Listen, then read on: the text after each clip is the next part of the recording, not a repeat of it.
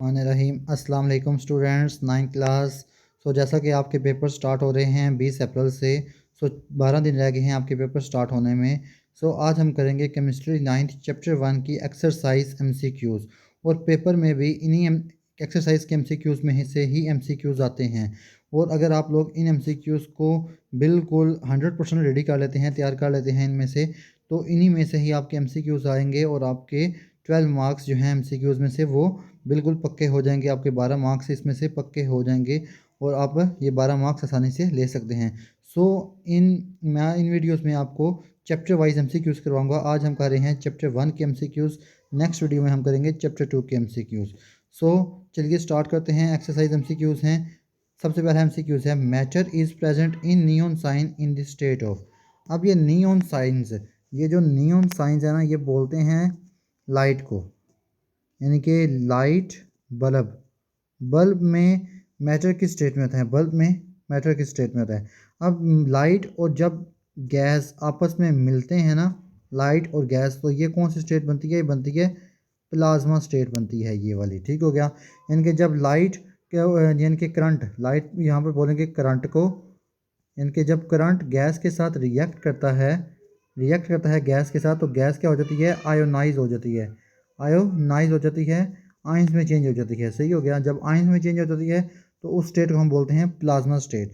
जब भी लाइट और गैस आएगा ना, लाइट और गैस का जिक्र आएगा, यानी कि नियॉन साइंस बल्ब वगैरह का जिक्र आएगा या सन का जिक्र आएगा कि सन में मैटर किस स्टेट में होता है, या नियॉन साइंस में, या लाइट बल्ब ट्यूब लाइट में मैटर किस स्टेट में होता है, तो वो हमेशा उसको बोलेंगे कि वो प्लाज्मा स्टेट में ही होता है। उसको हम प्लाज्मा स्टेट ही बोलते हैं। ना वो सॉलिड होती है, ना लिक्विड होती है, ना गैस होती है, उसको बोलते हैं plasma state. Fourth state of matter, मादा की चौथी हालत है ये प्लाज्मा। प्लाज्मा क्या है? मादा की चौथी हालत है, जिसमें लाइट और गैस दोनों होते हैं। लाइट और गैस दोनों होते हैं। जब दोनों आपस में एक ही जगह पर होते हैं तो उसको बोलते हैं plasma state. So MCQs number 1 is done. Now MCQs number 2 है hazardous effects of shopping bags are studied in. जो शॉपिंग बैग्स हैं ना, प्लास्टिक बैग्स हैं, उनके जो इफ़ेक्ट्स हैं वो कहाँ पे स्टडी किए जाते हैं? केमिस्ट्री की कौन सी ब्रांच है जिसमें शॉपिंग बैग्स यानी कि प्लास्टिक बैग्स के जो बैड इफ़ेक्ट्स हैं उनको ये शॉपिंग बैग्स जो हैं, इनके इफ़ेक्ट्स कहाँ पे होते हैं? ये किस चीज़ को नुकसान पहुँचा रहे हैं? ज़ाहिर सी बात है, ये हमारे माहौल को नुकसान पहुँचा रहे हैं, हमारे जानवरों को नुकसान होता है, हमारे ड्रेनेज सिस्टम से इसको बहुत ज़्यादा नुकसान होता है शॉपिंग बैग से। और ये माहौल के लिए बहुत ज़्यादा ये पोल्यूशन क्रिएट करते हैं। ये माहौल के लिए खतरा है ना। इसीलिए हम इसको माहौल में पढ़ेंगे, इन्वायरमेंटल केमिस्ट्री में पढ़ेंगे। इसका करेक्ट आंसर है इन्वायरमेंटल केमिस्ट्री, क्योंकि ये इन्वायरमेंट को ख़राब कर रहा है शॉपिंग बैग्स। इसके इफ़ेक्ट्स भी हम इन्वायरमेंट में ही पढ़ेंगे। नेक्स्ट एमसीक्यूज़ है द मैन मेड पॉलीमरीज। अब पॉलीमर्स क्या होते हैं? पॉलीमर्स ये होते हैं कि कुछ पॉलीमर्स होते हैं जो ऑर्गेनिक होते हैं, मतलब कुदरती तौर पर वो बने होते हैं, लेकिन कुछ होते हैं जो इंसान ने बनाए होते हैं। अब ये 4 ऑप्शंस दिए हुए हैं, जिनमें से करेक्ट आंसर है पॉलीस्टीरीन। पॉलीस्टीरीन क्यों? क्योंकि ये जो बाकी 3 है ना, स्टार्च, प्रोटीन, सेलुलोज, ये क्या हैं? ये कुदरती तौर पर पाए जाते हैं। ये लिविंग थिंग्स में होते हैं, यानी कि प्लांट्स में, एनिमल्स में, ह्यूमंस में। ये जो पॉलीमर्स हैं ये लिविंग थिंग्स में होते हैं। लेकिन ये जो पॉलीस्टीरीन है ना, इससे हम बनाते हैं प्लास्टिक बैग्स। इसमें हम प्लास्टिक बैग्स बनाते हैं इसके साथ।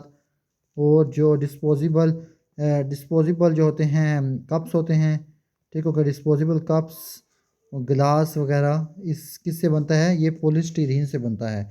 ये सब कुछ किसी चीज़ से बनता है? पॉलीस्टीरीन। मैन मेड पॉलीमर क्या है? पॉलीस्टीरीन। ये हमेशा याद रखना कि मैन मेड पॉलीमर क्या है? पॉलीस्टीरीन है। इससे क्या बनता है? कप, गिलास, प्लास्टिक बैग्स वगैरह क्या बनते हैं? पॉलीस्टीरीन से बनते हैं। और मैन मेड पॉलीमर क्या है? पॉलीस्टीरीन। नेक्स्ट एमसीक्यूज़ है MCQs number 4। The crystals of which substance has rhombic shape.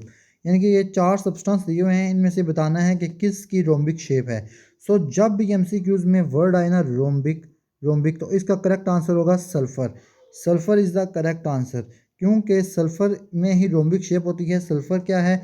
ये इसकी एक एलोट्रोपिक होती है, एलोट्रोप है सल्फ़र, यानी कि इसकी बहुत सारी ब्रांचेस होती हैं सल्फ़र की।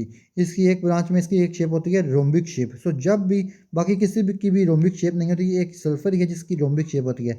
जब भी एमसीक्यूज़ में रोम्बिक शेप पूछी जाए, एग्ज़ाम में वर्डिंग चेंज होकर भी MCQs आ सकते हैं। तो जब भी एग्ज़ाम में ये सवाल पूछा जाए कि रोम्बिक शेप किस सब्सटेंस की होती है, सो आपने आंसर क्या बताना है? सल्फ़र। उसका आंसर सिंपल है, सल्फ़र। नेक्स्ट MCQs है, MCQs number 5। Which liquid among the following is a colloidal solution. अब कोलाइडल सोल्यूशन बताना है। कोलाइडल सोल्यूशन, कोलाइडल सोल्यूशन जिसमें पार्टिकल्स तो हों, वो सिर्फ डिस्पर्स्ड हों और नज़र ना आए। पार्टिकल्स किसी भी, इनके तीन तरह के होते हैं, कोलाइड, मिक्सचर और ट्रू सोल्यूशंस। ये तीन तीन तरह के होते हैं सोल्यूशन। एक कोलाइडल होता है, एक ट्रू होता है, और एक वो होता है मिक्सचर होता है। ये तीन तरह के होते हैं। सो ये कोलाइडल सोल्यूशन में हमारे पास आंसर है, इसका करेक्ट आंसर है मिल्क। क्योंकि मिल्क में जो फ़ैट होता है ना, जो फ़ैट, वो हमें नज़र तो आता है थोड़ा थोड़ा, वो हमें नज़र तो आता है, वो डिस्पर्स भी होता है उसमें। इसलिए ये इसका जब भी कोलाइडल का आए ना, कोलाइडल कौन सा है सोल्यूशन, सो इसमें मिल्क भी हो जाता है, इसमें जेली वगैरह भी हो सकती है, क्रीम भी हो सकती है। सो कोई भी ऑप्शन आपको दिया हो सकता है कि कोलाइडल सोल्यूशन क्या है। सो आपने इसका ये वाला MCQs, अगर मिल्क की जगह ये दोनों ऑप्शन भी आएँ, तो आपने इन दोनों में से ही कोई लगाना है, क्रीम या जेली। सो आगे MCQs नंबर 6 है।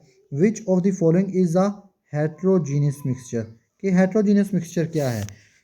सबसे पहले हेट्रोजीनियस की डेफिनेशन होती है, हेट्रोजीनियस की डेफिनेशन है अनइक्वल सब्सटेंस। अनइक्वल सब्सटेंस यानी कि वो सब्सटेंस क्या है? अनइक्वल है। उसमें जो उसके पार्टिकल्स हैं वो अनइक्वल ही हैं। मतलब इसका करेक्ट आंसर है कंक्रीट मिक्सचर। अब कंक्रीट क्या बोलते हैं? जब भी हम किसी कोई मसाला बनाते हैं, जैसे जिससे रेत होगी, सैंड होगी, रेत मतलब बजरी, और सीमेंट से हम मसाला बनाते हैं ना, पानी भी होता है इसमें, ठीक हो गया, वाटर भी होता है इसमें, ठीक हो गया। सो ये जब ये मसाला बन जाता है, ठीक हो गया, वो इंटू में लगाने के लिए, सो ये जब मसाला बन जाता है तो ये सब चीज़ें क्या होती हैं इसमें? अनइक्वल होती हैं। सो जब ये अनइक्वल है तो उसको क्या बोलेंगे? Heterogeneous mixture. उस मिक्सचर को क्या बोलेंगे? क्योंकि ये इन चीज़ों का क्या बना है? मिक्सचर बना है। सो इसको क्या बोलेंगे? हेट्रोजीनियस मिक्सचर, क्योंकि ये सारी चीज़ें अनइक्वल हैं इसमें। आगे है MCQs नंबर 7। A state of matter whose properties are between those of liquid and solid. के जब ऐसा कोई मैटर जिसकी प्रॉपर्टीज़ दोनों तरह की हों, ये ना तो वो पूरा लिक्विड हो और ना ही वो पूरा सॉलिड हो, ना पूरा लिक्विड ना पूरा सॉलिड, कुछ प्रॉपर्टीज़ उसमें सॉलिड की हों, कुछ प्रॉपर्टीज़ उसमें लिक्विड की हों, तो उसको क्या बोलते हैं? उस स्टेट को क्या बोलते हैं? उस स्टेट को हम बोलेंगे कि उसको बोलेंगे लिक्विड क्रिस्टल। लिक्विड क्रिस्टल के ना तो वो पूरी तरह सॉलिड है और ना पूरी तरह लिक्विड है, कुछ उसमें क्वालिटीज़ लिक्विड की भी हैं और कुछ क्वालिटीज़ उसमें सॉलिड की भी हैं। अब नेक्स्ट MCQs है, MCQs number 8। When the tiny visible particles of a substance are dispersed through a medium, the mixture is named as. जब छोटे छोटे विजिबल पार्टिकल्स हों और वो डिस्पर्स भी हों, यानी कि विजिबल नज़र आ रहे हों, वो पार्टिकल्स नज़र आएँ और वो डिस्पर्स भी हो जाएं, उस मिक्सचर को हम क्या बोलेंगे? उस मिक्सचर को हम क्या बोलेंगे? सो उस मिक्सचर का हमेशा वो ये नाम है, एक नाम है, उसको बोलते हैं,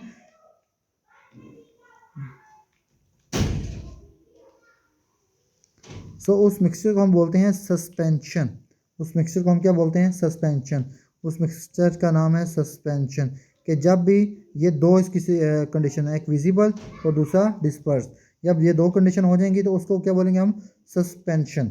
so next MCQs number 9। A solution of potassium chloride has a solubility of 13.2 gram per 100 centimeter cube at 40 degree centigrade. How its solubility will be affected if you decrease the temperature? अब यहाँ पर हमने बताना है कि solubility पर क्या effect होगा अगर टेम्परेचर को डिक्रीज़ कर दिया जाए। सो जैसा कि ये क्या है, ये है एक सॉलिड है, सॉलिड है। अब सॉलिड का जब होता है, जब टेम्परेचर बढ़ता है इसका, टेम्परेचर बढ़ता है इसका, तो क्या होता है? टेम्परेचर बढ़ता है तो इसकी सॉल्युबिलिटी क्या हो जाती है? डिक्रीज़ हो जाती है। नहीं सॉरी, इसकी सॉल्युबिलिटी क्या हो जाती है? इंक्रीज़ हो जाती है। सॉल्युबिलिटी भी इसकी इंक्रीज़ हो जाती है, और जब इसका टेम्परेचर कम होता है तो इसकी सॉल्युबिलिटी भी कम हो जाती है। सो जैसा कि पोटाशियम क्लोरोऑक्साइड की टेम्परेचर कम हुआ है, हमने टेम्परेचर को क्या किया? कम किया, डिक्रीज़ किया है, सो इसकी सॉल्युबिलिटी भी डिक्रीज़ होगी। सो आंसर इसका सॉल्युबिलिटी विल डिक्रीज़। अब लास्ट MCQs है, you are studying the rate of hydrolysis of starch under different condition of temperature in which branch of chemistry this topic will fall, यानी कि chemistry की बहुत सारी branches हैं जिसमें हम मुख्तलिफ कंडीशंस होती हैं जिनको स्टडी करते हैं, मुख्तलिफ स्टेट ऑफ मैटर होती हैं जिनको स्टडी करते हैं।